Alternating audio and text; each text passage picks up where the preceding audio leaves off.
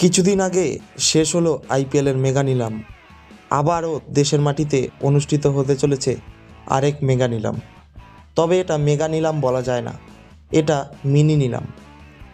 ডাব্লিউপিএলের নিলামে ইতিমধ্যে 5 ফ্র্যাঞ্চাইজি তাদের রিটেনশনের তালিকা প্রকাশ করে দিয়েছে। এবার দেশের মাটিতে ডাব্লিউপিএলের নিলামে যে আকর্ষণীয় হতে চলেছে সেটা আর বলার অপেক্ষা রাখে না।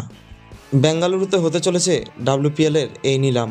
ইংল্যান্ড, নিউজিল্যান্ড, ওয়েস্ট ইন্ডিজ সব দেশের প্লেয়ারদের ভাগ্য পরীক্ষা হবে এই ওমেন্স প্রিমিয়াম লিগে। ইংল্যান্ডের প্রায় 44 জন, নিউজিল্যান্ডের 36 জন, বাংলাদেশের 10 জন নাম দিয়েছে এই নিলামে। আইপিএলে কোনো বাংলাদেশের প্লেয়ার জায়গা না পেলেও ওমেন্স প্রিমিয়ার লিগে কোনো মেয়ে ক্রিকেটার জায়গা পায় কি না সেটাই এখন দেখার। নজর থাকবে বাংলাদেশের মহিলা ক্রিকেটারদের দিকে।